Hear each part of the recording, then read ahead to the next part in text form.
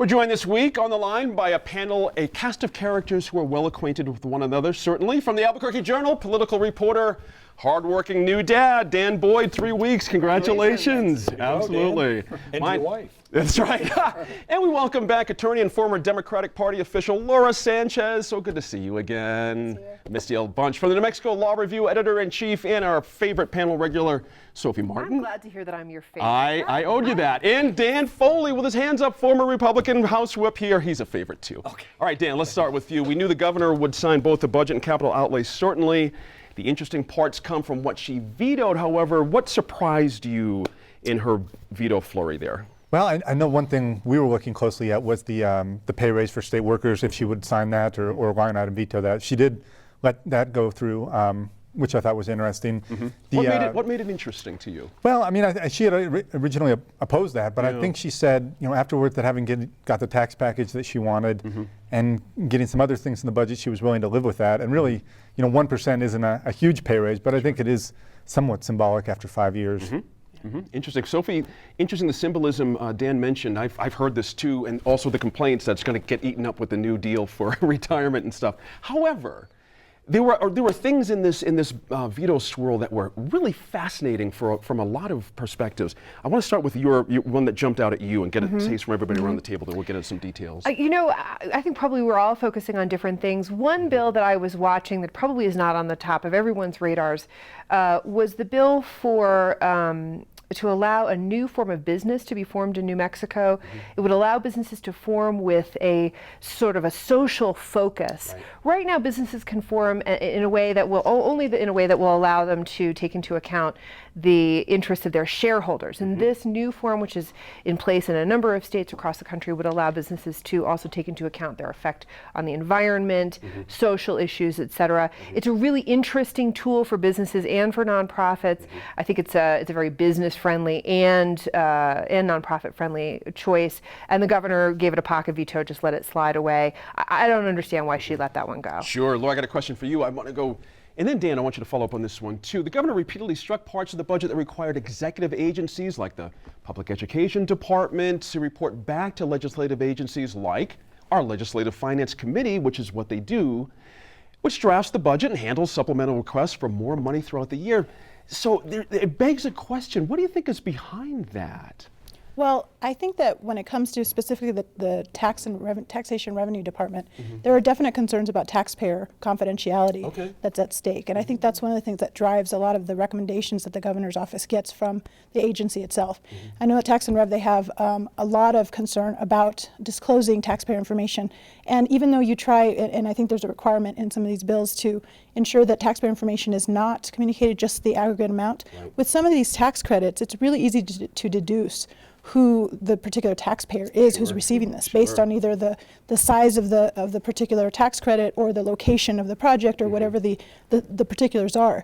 So that would violate also not just state confidentiality issues but federal taxpayer information, which is federally protected, and it carries with it criminal sanctions even and civil fines also if some of that gets disclosed. So I think that was probably what was driving a lot of the reporting and reporting requirements that came out of that bill. And I think you were specifically may have been mentioning Keller's bill, which was one that I think this was the second time around that it came through, and it actually passed, made it all the way through, and then it was vetoed. So I think that probably was what drove the Tax and Rev portion of it. Sure. Dan, your follow-up on that, and then pick up also on the governor's veto, if you would, of our new form of our finance folks. She vetoed that as well. But please follow up, Laura. Well, I agree with what Laura's saying also, but I also think it's a constant battle between the executive and the legislative. The legislative is always trying to grab power. The executive is always trying to say, I'm elected, it's up to me. I think we have a unique battle brewing right now where at first, when I was there, towards the end of my time, we just puked power to Bill Richardson. We just, whatever you want, you can have it. And then we started, even while he was still there, the legislature started saying, no, wait a minute, we want it back. You started to and we started trying to, we were chewing our own cud. We were trying to bring it back in. And I think that, as this governor's taking over, she's saying, wait a minute, you gave that to the former governor, and I'm not going to let you have it back either. So I think it's more not Republican Democrat as it is institutional. Right. But I also think that I think there's part of a moxie with Susana Martinez, I might say. You got to remember, she inherited a deficit. She inherited a surplus of 0. We were actually in the hole. And now, we're at over 11% reserves. And I think her feeling is kind of like, we let you guys run it your way, and look where it got us. Maybe I ought to run it my way, and let's see if we can keep growing reserves. Let's see if we can balance the budget. Let's see if we can do that stuff. And I think she's, as we've talked about here before, I think she's kind of got that swagger, and I think she's kind of saying, I'm willing to work with you guys, as was shown by her signing the budget. There's a lot in the budget that I'm sure she's not happy with. You talk about, major education and job initiatives that were not put in there that she wants, but she said, you know what, I'm willing to fight for those individually. I'm going to look at the greater package. And I think this, to me, lends to why her numbers are continuing to rise in New Mexico, because she's showing that, and I think it's really putting the legislature in a tough spot. Sure. Let me go to Dan Boyd on this, just to button down this one issue, because it's interesting when you consider one of the favorite terms up there is legislative intent. Right. And the LFC actually had some heartburn about what what Laura was talking about a little bit ago, about intent versus the results with this ruling, with this lawmaking. Your sense of that as well? Yeah, I mean, I agree with Dan. I think this is an ongoing kind of issue, that tug of war between the legislature and the executive. I know that the legislators have been looking at this. They took her to court 2 years ago over some budget line item vetoes, and That's right. were successful there. I know Senator Smith likes to say that the legislature can propose and the governor can dispose. So, I mean, she can't turn around and add things to the budget after they've done it. But she has made it clear that she's going to go through this with a fine-tooth comb. And so we'll see. I'm not sure if there'll be any court challenges this time around, but I know that with some of those that they are looking closely at those to see if they distorted or changed the intent at all. And I think Democrats are in a tough spot right now on this whole process. You got Senator John Arthur Smith, who, yes, he's considered a conservative Democrat, but he's one of the senior Democrats in the legislature, saying, this is one of the most comprehensive tax reform packages in my entire career. And you start, whether you like his politics or not, it really tends to lean towards Susana Martinez when she can go out to the public, sell this, and say, look, the highest ranking Democrat says this is great. Because the average public isn't saying, oh, he's a big time conservative Democrat. She's just able to say, I got one of your senior Democrats in the Senate saying this is great. I think it puts her in a good spot. Sophie, I want to do a couple with you. One of the more interesting pocket vetoes, or vetoes, I should say. We've got a number of them, but we were just talking here a second ago about $90,000 ask for Dixon's Farms. Apples famously or infamously had its compromised hugely by the big fire last year. Absolutely. Interesting how she vetoed that, but interesting ask at the same time, isn't it? Because it's kind of complicated. It's not private land, but well, so it is a complicated situation. Dixon's Apple Farms, which is a state treasure, I think many people would agree with that. Terribly damaged in a fire and then subsequent floods. Turns out that the facility didn't have adequate insurance, and the owners have tried a number of things. They've said they're going to move out of town. They've tried leasing the lands to the Pueblos. And now are going after this $90,000 to try and kind of get things going again. I think that people don't often realize how often the legislature might seek to support private business here in the state. It is a tricky thing because we don't like to think that our government is writing checks for individual businesses. That's right. It's tricky. But it kind of does happen. And it was worth asking, I'm sure. Well, everything's worth asking if absolutely. you get it done. But you look now at Dixon Apples, they're trying to strike that deal with Adelante and try to bring that organization out of Albuquerque that works with the developmentally disabled and saying, we can run this, but we need a little help. And so it's going to be interesting to see how this grows over time. Can we keep Dixon Apples, and can we keep a treasure going here in New Mexico? Another one, Sophie, is the licensure for veterans. But however, the nuance of the pocket veto, of not supporting same-sex partners. So New Mexico has gotten some national attention for this. Rachel Maddow made a big deal about it on her show.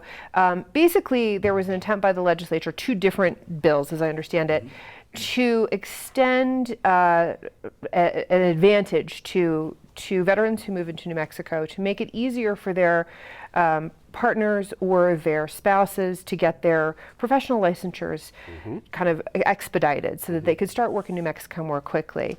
The governor vetoed a bill that would have extended that expedited licensure to domestic partners in same-sex relationships, but but signed a bill that gave it to spouses, married spouses in, are we calling them opposite sex marriages? Good as anything I got. Yes, Absolutely. and so in light of the fact that the military now does acknowledge that gays and lesbians can serve openly, there is a fair amount of heartburn over the consequences of New Mexico saying to gay and lesbian service members, yeah, you know what, your significant other is not as important to us. Exactly. Can you weigh in on that one too, if you would? It's interesting because it seems like what Sophie's describing was where she has, on purpose or not, doesn't matter, rubbing up against, again, the tide of the culture right now, both nationally and in New Mexico in the polling about same-sex benefits in marriage. Please. Right, and it goes against, I think, what we've seen in New Mexico in polling, and I think a cultural shift that we've seen here. But I don't think it goes against what she had talked about as part of her initial campaign. I mean, she was very much, coming from and she recently has also come from a more religious background. I mean, she went to Rome, she's openly Catholic and all of that. And I think that she definitely represents a certain segment of the population that's more conservative. So it doesn't surprise me that, and I think it was on purpose that it was signed, that the one without the domestic partnership was signed and not the other one. So that doesn't surprise me at all. But I do think it's unfortunate for our service members. Sorry. If Can you I go just 10 seconds. But Laura, I'm sorry, you had the last point there. My fault. No. I was just going to comment on a different portion altogether. Sure. Well, I was just going to say, I think two things. One is, I don't think it was done with that intent, because she's proven that doesn't bother her, from the extent that Bill Richardson extended these benefits through executive order to state employees. She could have rescinded that order at any time, and she hasn't. I think what's happened here is, if you read the analysis from her veto message, this bill was poorly drafted. It does not even track with the federal law. The federal law has a way to become a domestic partner. This doesn't have any of that in that. So basically, anybody could have said somebody's a domestic partner. I bet if they give it back to her, tracking the way the federal law says, you got to fill out this paperwork, you got to have lived together for a year, got to have the commingling accounts, all the stuff that is required by DOD and the feds and the military, I think she'll sign that, because I don't think she has that heartburn. She's left the same-sex partner benefits in place through executive order, that if she had this heartburn at any time, stroke of the pen, it goes away, and she hasn't done that. Fair enough. This crew is back in a moment, and why APS and the state are at odds over how to evaluate teachers.